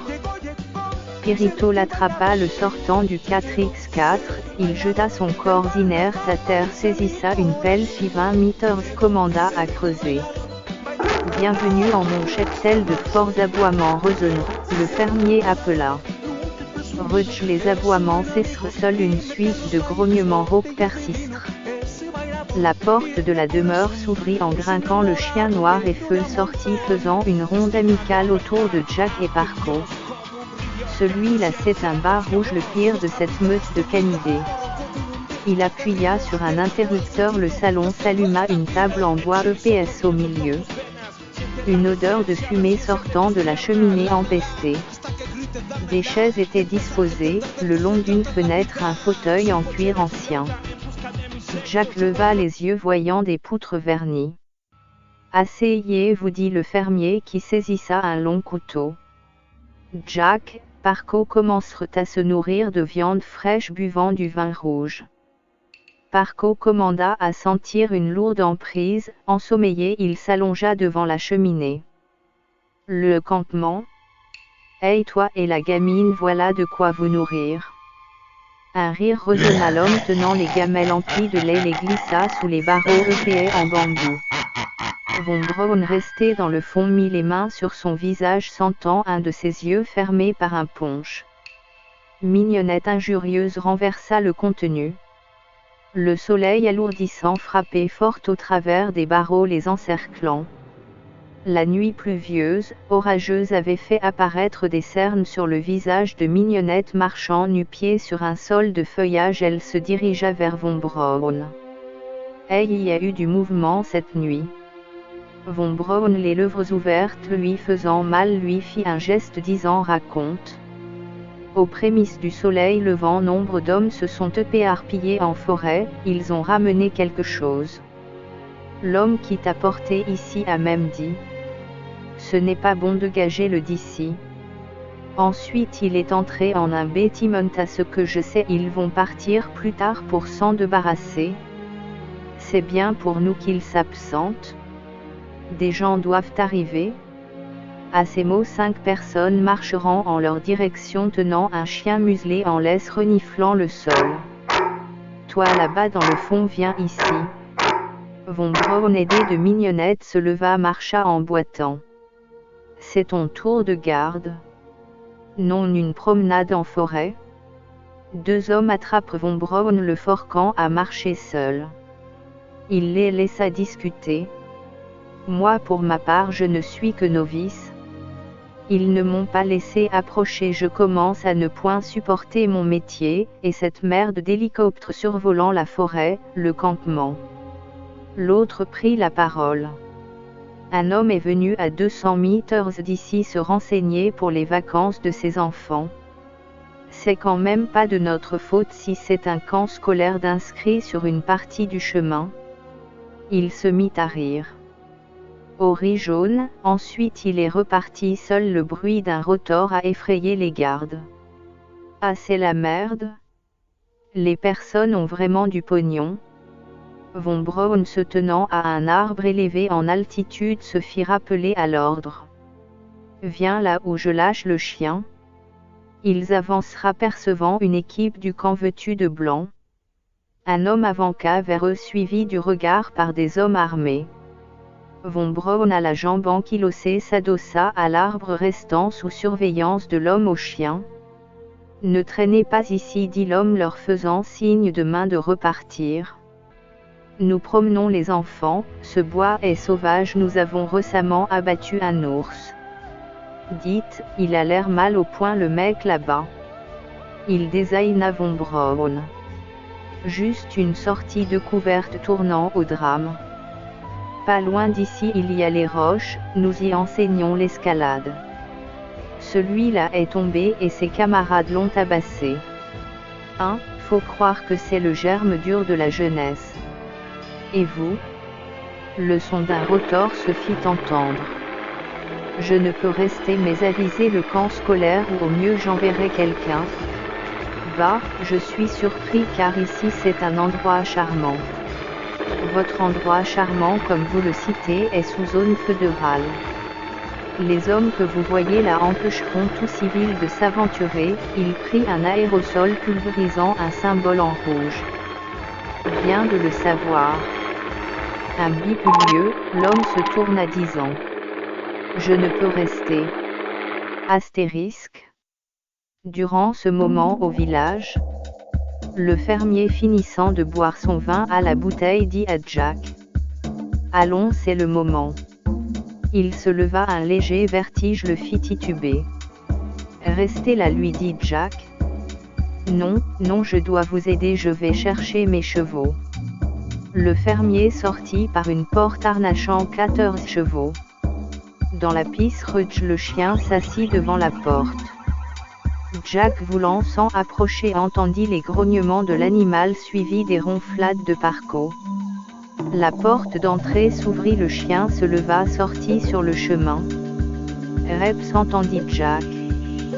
Parco, lève-toi putain. Jack sortit, voyant les 14 chevaux porter un bois de remorquage. Rejoint par Parco, ils se mirent en selle. Le fermier tenait une EPS chaîne en fer prenant le chemin du 4x4. Les chevaux marcheront dans le bourbier à travers champs. Au loin, un hélicoptère passa. Astérisque. Pirito, n'ayant eu aucun contact, s'était aventuré seul dans le PS Vegetation. Ne trouvant aucun point de repère, il ne pouvait sonder les lieux à la lunette de visée. Le seul choix s'offrant était de monter plus en hauteur. Il arpenta un arbre, s'agrippant aux épais branchages, le souffle court. Il lui restait une dizaine de mètres à parcourir afin d'avoir vision depuis la cime. Allez, reprends-toi, se dit-il, finissant son parcours. Il regarda de droite à gauche. L'horizon en ces brumes matinales masquait tout avancement. Pied à terre, le soleil dominant lui réchauffait le visage. À sa gauche, des sons d'animaux, un simple couple d'écureuils. Il resta posté un moment. Le bruit d'une dispute de deux hommes atteignit son oeil. À présent tu vas me dire que ton canasson va nous aider, c'est sûr, je me vois déjà galoper en toute perdition. Hurle maintenant si c'est ton souci, répondit Cuir Vêtu. Il y a forcément un chemin et ce chemin se nomme perdition. Nous devons récupérer la gamine. Cuir Vêtu chiquait un tabac noir. Le frère de Parco saisissa ses deux revolvers, regardant en toutes directions. Une lumière lui brûla la vue, un rayon de soleil immiscé entre les arbres. Mettant la main devant ses yeux, il ordonna: prenons la lumière, suivons son parcours. Le cheval, une fois monté, traqua en une direction solaire. Au plus haut dans les arbres, Pirito les suivit de branchages, faisant voler nombre de volatiles sortes de vautours à l'impressionnante envergure. Astérisque. Après un mot trouve sous forme de braille que déchiffra Jack au volant du 4x4, il accéléra durement. Les chevaux de labour avancèrent, le sortant de la crevasse.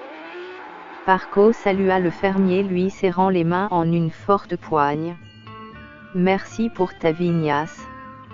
Les coups d'accélérateur le firent presser. Le fermier regarda s'éloigner le véhicule traversant son champ à haute vitesse.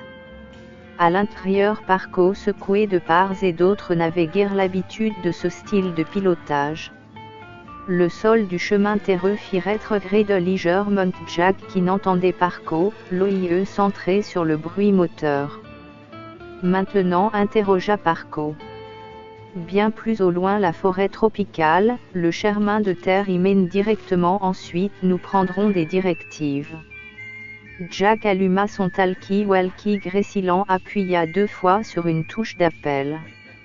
Je pense que nous sommes trop éloignés de Pirito, les fréquences se perdent dans le lointain.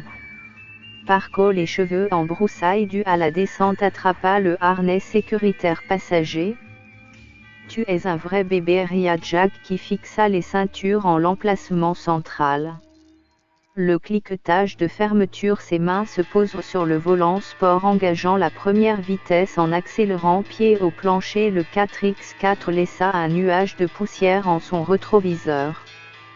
Le voyant turbo nitro fixé par Parco et émettait un son grave. Une longue courbe sinueuse s'engagea faisant un long drift. Les deux râpés firent rétrograder Jack transpirant qui chercha la puissance couple du moteur alors que le 4x4 se rapprochait d'une clôture en bois longeant le chemin. Il leva un clip en fer afin d'adhérer à la route par la puissance. Les nerfs du 4x4 appelés Durit véhicule un mélange nitro-méthane. Parco les mains sur les yeux gueula. Tu vas percuter. Jack tourna le volant sentant l'énergie du liquide nitrofié. Un long boom sonore résonna, des flammes sortaient des échappements de chaque côté des portes, la propulsion des roues motrices fit apparaître de nombreux ombrages. Seul le bruit de culage du 44 Magnum résonna en la tête de Parco, une pugnace odeur de vomi lui donnait une blêmée image ouvrant un œil voyant la faune. Jack lui tapota l'épaule lui disant « Nous y sommes ». Parco vit en l'ombrage une mouvance, un convoi de militaires était à l'arrêt. Un homme haut de taille portant une casquette vert kaki s'avança vers Jack. « Halte, votre direction est interdite ». Parco commençait à respirer de travers. Jack descendit du 4x4, des hommes étaient assis ne tenant pas compte d'eux. « Vous constatez la route est impraticable » murmura le militaire. La main gauche tournant dans les airs, le véhicule convoi se déplaqua. La vision de Jack lui fit retenir sa respiration un long moment.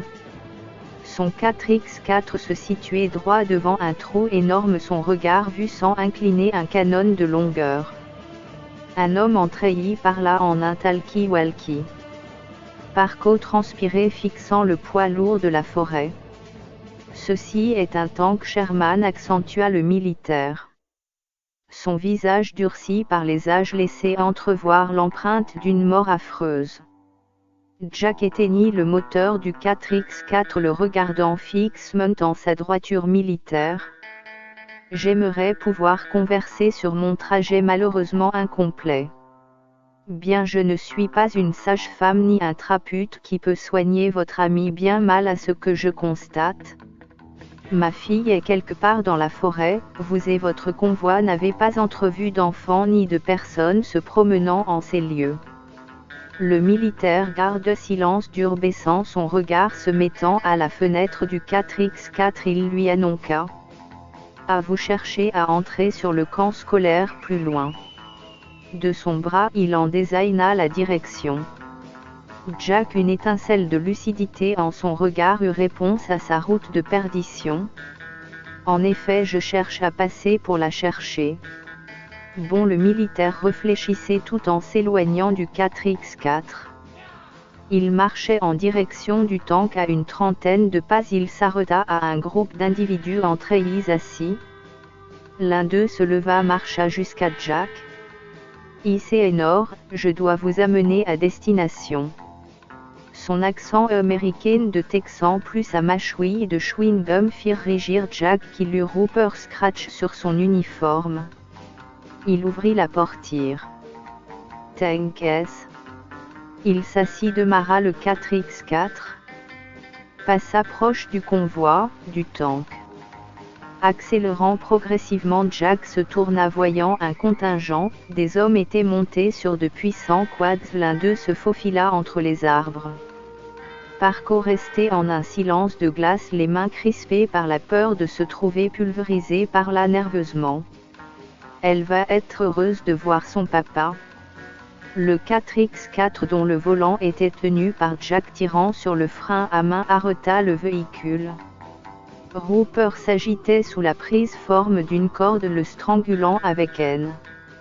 Dodo lui dit doucement Parco lui faisant perdre connaissance. De la bave sortait de la bouche du militaire ses mains s'agiteront en tous sens sous le regard de Jack voyant la vie s'éteindre en sa pupille rétinienne. Discret, dit Parco en démontrant ses mains rougies incrustées des traces du cordage. Quelque chose parut douteux aux yeux de Jack, le manque de luminance. Il tapota l'horloge digitale à son poignet indiquant minuit. Qu'y a-t-il, dit Parco. Bon, je dois être sur un autre fuseau horaire. Jack roula sur peu de mètres, seul un phare éclaira des stalactites. Arrête le véhicule, j'ai une envie de pisser. À mon avis, tu ferais mieux d'attendre la fin du tunnel. La montre digitale lui indiqua le rythme cardiaque de Mignonnette en alerte rouge. Voyant les courbes faire des pics de battements montant en cycle à 120 bpm, il se passait quelque chose d'étrange. La végétation dense les entourant n'avait aucune similitude. Les puissants rayons lumineux du soleil dévié projetaient une ombre. Jack s'engagea en un passage. Jack, inquiet pour son enfant, de colère, accéléra, arrivant à un passage sous les arbres. Le 4/4 phares allumés, vitre ouverte dont les accélérations étaient perçues, roula en descente sur un fil d'eau coulant sur des roches de petite taille. Ils continuèrent de rouler. La voiture stoppa net. Parco venait de montrer à Jack un émetteur-récepteur de petite taille bipant longuement. Jack le saisissa, l'allumant, une fréquence s'afficha, il connecta l'embout USB à l'autoradio, entendant. « Au père. Je viens d'envoyer une patrouille vous chercher. » Des tirets y défilaient indiquant des numéros de positionnement en degrés. « Restons sur nos gardes. » Ils entendirent un son d'une grande irrégularité provenir du récepteur. Le 4x4 s'enfonça en les ténèbres de la forêt en une descente légère, pente douce sur de nombreux mètres. Les arbres que Parco scrutait leur parurent dissimulés au fur et à mesure les rayons solaires. Jack alluma un des phares fonctionnants dont la lumière était écrasée par un mur néantesque. Un léger acide flottait en les airs, s'infiltrant en le 4/4 par les conduites de ventilations. Parco commençait à avoir les yeux rougis, sa peau le démangeait au point de se gratter avec force.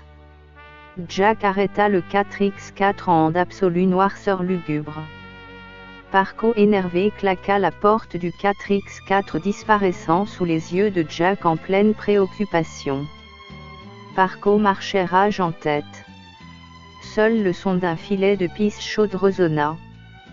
Jack restait au volant, le récepteur en main, émettant un strident son aigu le cassa net. Putain de balise de repérage, s'exclama-t-il, le front transpirant une abondante peur. Parco arriva en courant, entrant par la fenêtre, il gueula.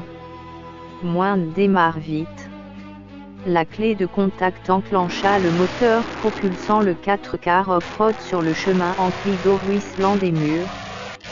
Accélérant, Jack propulsa le 4x4 en dehors d'une cascade. Le son du moteur remplissait un ordre de confirmation. En un silence de mort, la tourelle du tank Sherman se tourna à son bord. Un ordinateur interprétait les données. Deux officiers se regardèrent, un point présentant ennemi sur le radar leur allait droit dessus. Un tir détonna, Sherman venait de faire feu. Le missile à tête chercheuse implosa en le canon du tank. Le récepteur avait une navigance fluctuant sur les eaux. Il se logea dans les chenilles du tank, leur ayant donné l'itinérance à la cible. Un souffle de feu propulsa le 4x4, les amortisseurs heurtèrent les roues, le tonnage du 4x4 blindé lui permit de raccrocher les roches. Parco mira une cible mouvante, faisant feu, l'animal tomba mort. Jack roula sur d'épaisses roches non loin d'une cascade dont le bruit des eaux s'écrasant résonnait. Seul le frère de Parco pestait, sur le chemin, arrivé devant un panneau indicateur empli de couleurs effectuées par des enfants en bas âge. Il gueula en un langage, ses mains relâchent les revolvers. Que faire d'une bande de bambino? L'homme de cuir vêtu au cheval ayant des râles lui dit. Des gamins non loin, il mit pied à terre, fixant le frère de Parco dans les yeux, bien sûr le barbelé me laisse perplexe. Le frère de Parco arrêta à pestilence de langage. Humant les airs, il dit. Tu as raison, la sécurité est plus importante que de voir les yeux des carnassiers félins. Il s'adossa à un arbre. Dans les hauteurs planquées dans les cimes, une lunette de visée sondait le périmètre. Un hennissement résonna. Cuir vêtu vit son cheval s'enfoncer en un épais feuillage. L'animal disparut, seul le son de sa souffrance fit courir Cuir vêtu. Le frère de Parco commença à avoir des doutes, le son du cheval l'abominait. Le bruit d'un moteur stressé, lunette de visée. Merdier, se dit-il, fixant la vision oculaire au fusil sniper shoot. Il entrevoit deux hommes armés sur un quad. Alors que Cuir vêtu logea une balle dans la Winchester, il entendit le frère de Parco en son dos. Je dégage en haine. Le visage ébloui par de puissantes lumières lui firent lâcher deux poids. Ses revolvers tombèrent sur le sol de feuillage. Le cheval vociféra la souffrance. Cuir vêtu déclencha le percuteur. Une odeur de poudre s'éleva en les airs, une larme roula sur sa peau séchée burinée. Le frère de Parco n'eut le choix de lever les bras en l'air, signe de soumission devant l'arme des militaires. Toi, je vais te faire, dit l'homme ouvrant sa chemise sur un écusson shérif. Il tendit son arme, un colt à la réputation perforante. En un silence, un vent cinglant souffla. Le rugissement d'un prédateur détourna l'arme. Une soufflante lui perfora le cerveau. Winchester tira l'autre militaire, le blessant au poitrail. Le frère de Parco ramassa son arme en riant méchamment. Ah! Je peux, hurla Tété-il de cruauté. Les canons chauds détonnèrent. L'officier se faisait tirer, le frère de Parco, devenu frénétique, pulvérisa tous les membres d'articulation de son corps. Le visage rougi, les colts à vide cliquèrent. Le corps empli de balles reçut un violent coup de pied, le dégageant du quad. Cuir vêtu oriente son arme vers le son de prédation, une masse lui tomba dessus d'un Brenchy épais, la Winchester tomba. Le frère de Parco monta sur le quad, levant les yeux, il vit Cuir vêtu, un couteau à lame noire sous la gorge. Je veux le quad, annonça le treillis noir vu par le frère de Parco. Prenez-le, répondit Cuir vêtu, homme de campement scolaire. Je ne fais pas partie du monitoring, je viens chercher une enfant. Nous aussi, répondit Cuir vêtu en toute franchise. Treillis gris-noir garde le silence. Nous sommes à la recherche d'une dénommée Mignonnette. Le prénom cité fit lâcher prise sur le poignard. Le frère de Parco avança les armes à vide, le quad s'arrêta. Levant la main vers le panneau camp scolaire, le frère de Parco lui dit « Je t'amenais là-bas ». Cuir vêtu, toujours tenu, entendit en un murmure « Je me nomme Pirito ». À l'appellation de son nom, son talkie-walkie bipa. Pirito le saisissa, entendant une voix distinguible, il s'agissait de Jack. Alpha me situe en contrebas non loin des cascades, campement proche de Vision. Delta me situe dans les hauteurs, je suis l'accompagnateur de deux gringos armés. Suis avec Parco. Le son qu'émettait la voix de Jack fut perçu par son frère. Reps, comment va-t-il, interrompit Pirito. Jack entendit Parco dire. Je suis son frère. En le 4x4, Parco prit le talkie-walkie. Bon, heureux de t'entendre, méfiez-vous des militaires, traînent en sous-bois. Bon, je pense qu'il est préférable d'arriver en force, le véhicule est accidenté. Nous disposons d'un quad, je pense que le campement scolaire se situe à 1 kilomètre. À ce que je sais, c'est un camp bien étrange sous surveillance du genre Tatea. Si c'est le cas, ils finiront pareil.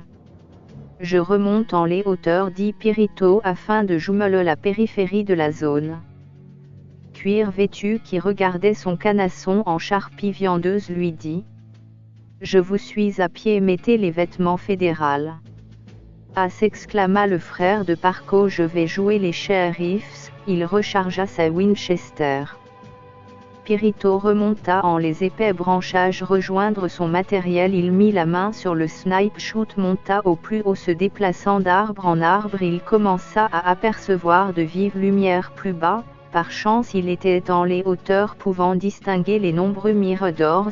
Se positionnant sur ceux proches d'un épais grillage, il entendit le quad à vêtements fédéral approcher. Dans un cabanon en hauteur, 3 hommes sortirent habillés comme des moniteurs de sporting. Ils portaient des jogging, baskets et divers t-shirts représentant l'enseigne du camp de colonie scolaire. « Bonsoir Marcel Paul, dit le frère de Parco qui lut ce nom sur son badge. « Bonsoir messieurs, je suis désolé, le bruit du quad peut réveiller les bambins. Nous allons veiller à ce que vous ne les réveillez pas non plus. » 2 coups de feu et tout le monde se couche, prononça Cuir vêtu habillé en tueur à gages. Le 3e homme eut un pas de recul. Une course de 100 mètres s'enclencha, emballant son cœur en un sprint afin d'avertir le campement scolaire. Le frère de Parco gueula aux 2 hommes. À terre, tout en les menaçant de 2 gros revolvers. Ah, cria Jaggerman, mire par Cuir vêtu la Winchester maintenue par les trapèzes du frère de Parco. Je vais l'avoir, chuchoté Cuir vêtu. Au moment de presser la détente, Jaggerman marcha en titubant, la balle s'étant logée en son omoplate. Une seconde impact eut lieu, lui implosant le cerveau, l'écroulant à terre. Seul Cuir vêtu, le chargeur encore plein, décela une lumière rouge, celle d'un puissant faisceau laser venant des hauteurs des arbres à cils. Bingo, dit le frère de Parco. Cuir vêtu mit la main sur ses revolvers, lui disant: laisse-les donc, ton arme est bruyante. Dans ce cas, il descendit du quad, tapant le premier à la nuque, disant au second: lève-toi, je t'accompagne à 100 mètres. L'homme blafard porta le corps, s'arrêtant. Le frère de Parco lui dit: jette-le dans le trou noir de la forêt. Le blafard constata que 2 corps trônaient déjà en des pics acérés. À cela s'ajoutait la tête du cheval mort. Le frère de Parco fit reculer son percuteur à son blafard, jeta le corps en le trou. Des informations, prononça Blafard. Pour entrer, il faut passer les chiens et avoir la phrase suivante: je suis le tortionnaire des amées pleurantes. Ferme ta pute de gueule et donne-moi tes fringues et ton badge, Louison. Tandis que l'homme se dénudait, le frère de Parco lui explosa un genou. Prenant ses habits, il repartit rejoindre Cuir vêtu. Oh, oh, chanta-t-il. Je suis Louison, le tueur à gages. Il montra son badge à Cuir vêtu. Si ça peut t'aider, Marcel Paul. Il lui montra son écusson de tueur à gages empreinte à l'homme sauvagement assassiné. Ce quad fait du bruit, nous serons remarqués. Je vais jeter un coup d'œil au baraquement, lui dit Cuir vêtu. Il monta une pente poussant une porte en bois. Il y vit un micro posé sur une table en fer, un frigo-bar qu'il ouvrit, voyant des munitions et un revolver laissé à l'abandon qu'il saisissa. Regardant au mur, il y vit le plan du campement. Intéressant, s'exclama-t-il en se dirigeant vers la porte. Tout le document était tenu en sa main gauche. Redescendant la pente, il vit le frère de Parco. Il siffla du long de fois. Un bruit d'oiseau tropical chantonnant s'approchait. Une tête sortit des branchages. Il s'agissait de Pirito, les jambes tendues, accroché à la cochon pendu. Cuir vêtu tendit le document saisi par la main de Pirito, qui disparut plus en hauteur. Une lampe à lidis éclaira le plan du campement. Il saisissa son talkie-walkie, appuyant sur l'émetteur. Il dit à Jack: Delta te situe. Alpha reçu message, en attente de son. Ok. Pirito monta dans les branchages, se déplaçant d'arbre en arbre. Il s'arrêta à 30 mètres au-dessus du sol. Quelques secondes s'écoulèrent. Au plus bas, le 4-4 entendit 4 bruits de verre se brisant. Jack dirigea son véhicule en la nuit. Parco rage en tête, la K-47 fit une première rafale. 6 personnes s'étendirent morts au sol. Jack pressa l'accélérateur, le 4x4 défonça un grillage. Parco descendit du véhicule se plaçant derrière un bâtiment. Il entendit : ces miochards rempliront nos bourses. Au plus loin, une balle fut tirée sur un jeune enfant kidnappé. Cela m'énerve, gueula une tête rasée sur un téléphone. Paula venait d'hurler, traînée par deux hommes. Elle entendit : à genoux, regarde dans ton fraternel.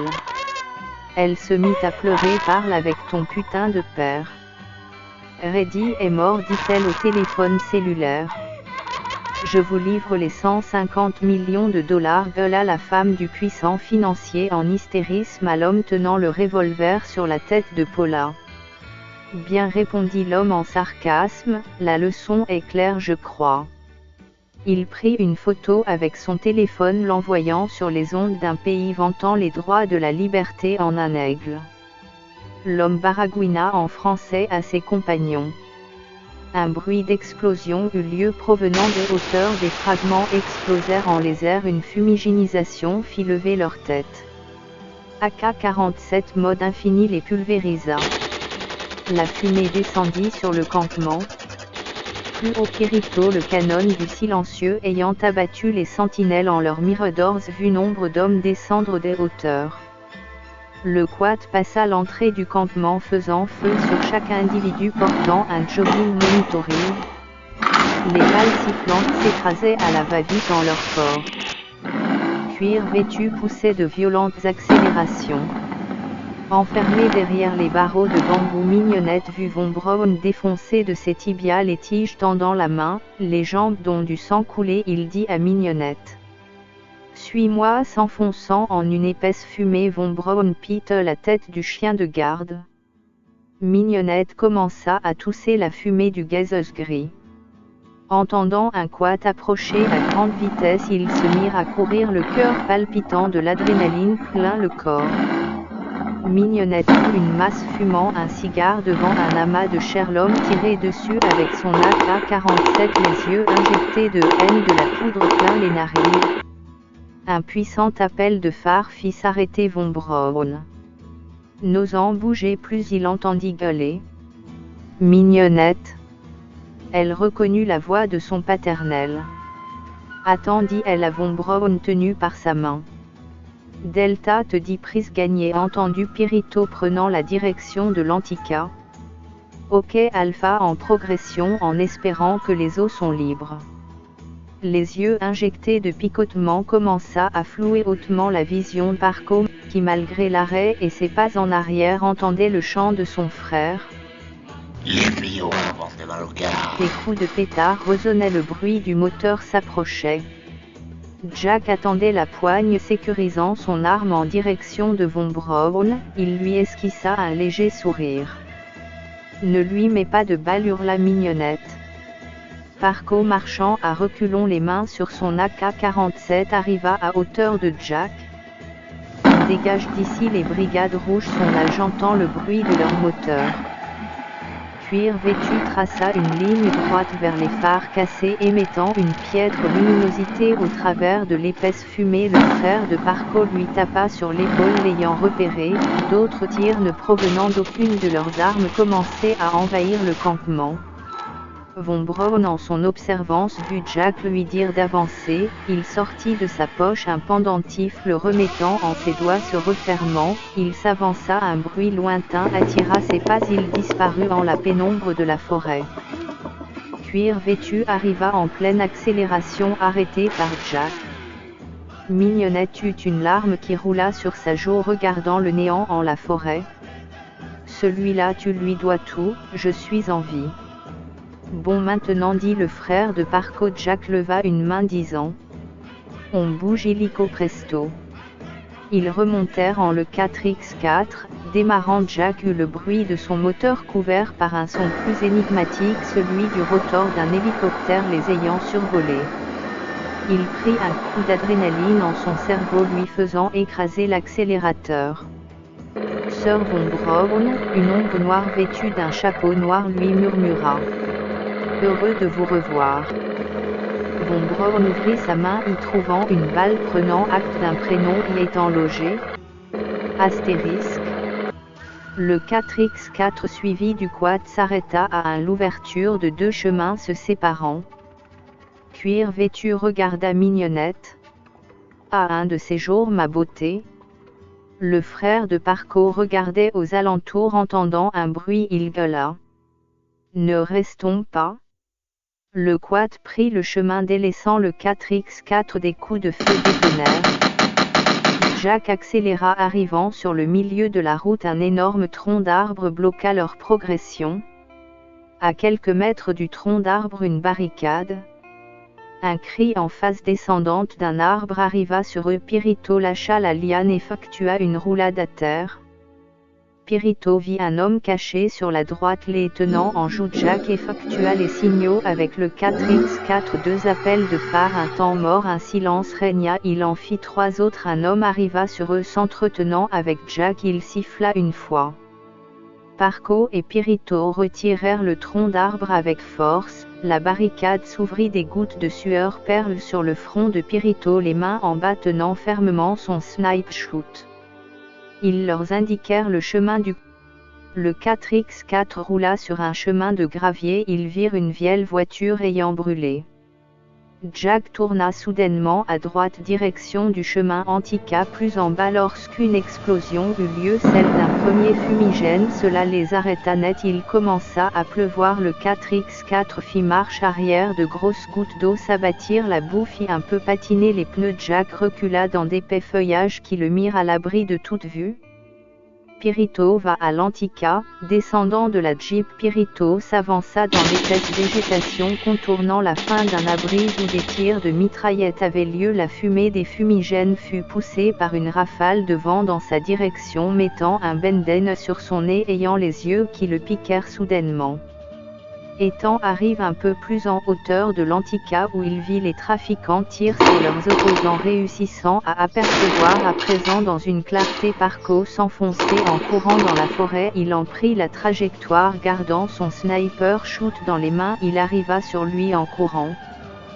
Qui est-il? Les trafiquants ont affaire aux brigades rouges. Je reste ici caché. C'est ton choix Parco, je dois repartir. À un de ces jours, Pirito lui laissa 2 chargeurs et un bazooka contenu en sa malle. Mignonnette était assise à présenter sa respiration haletante. Elle vit un homme arriver ne reconnaissant pas Pirito à cause de son benden. Elle faillit hurler. Pirito l'enleva. Mignonnette paniquée se calma, son rythme cardiaque aussi reprenant sa respiration. Ils dirigèrent vers le chemin de l'Antica où Jack les attendait.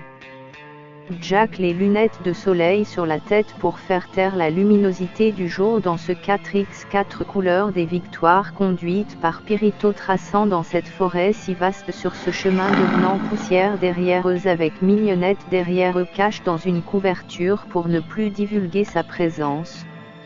Est en recherche par les hommes de Tatea après avoir fui sa prison de rachitisme alimentaire par l'aide et paiement d'une somme ayant secouru sa si précieuse vie en cuir vêtu. Ils filèrent tout droit vers la plage où le yacht était dissimulé en lisière de forêt non loin des marécages nauséabonds. À cet endroit impossible de les repérer, le grand large les sauverait. Pirito cassa net le moteur du 4x4 à une centaine de mètres.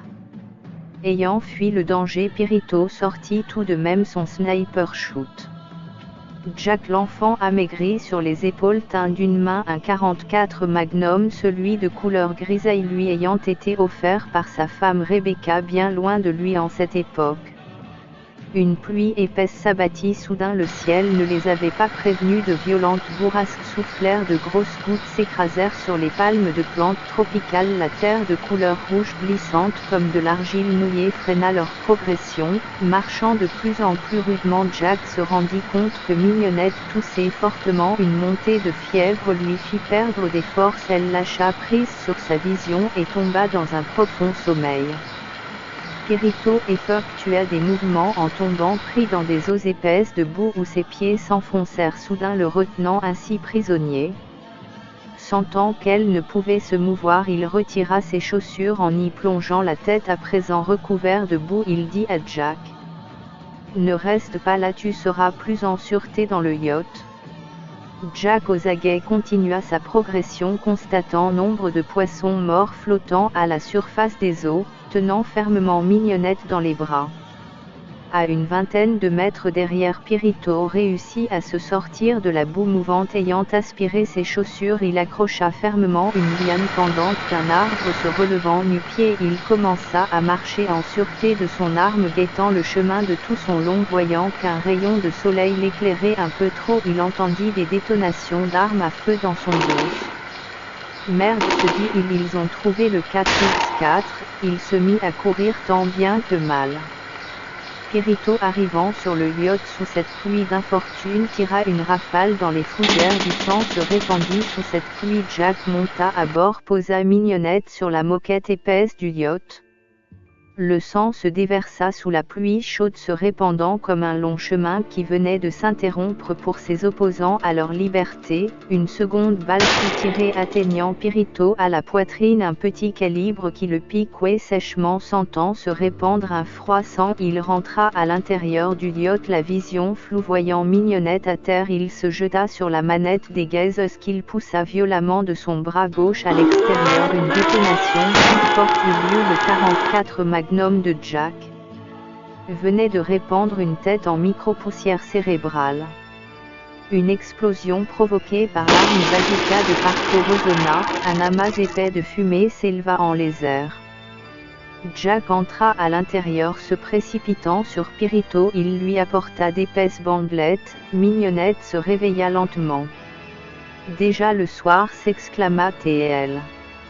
Elle contempla Pirito torse nu blessé qui buva une gorgée de whisky. Dièse, dièse. Dièse à Seguir 2000. Merci, l'aventure continue prochainement. Dark Apocalypto. Donc là, tout de suite, très prochainement, en espérant que tu as passé une agréable journée aujourd'hui, et on pense à toi, on te fait de gros bisous, et je te souhaite bon anniversaire, feliz anniversario, voilà. Feliz aniversario y vos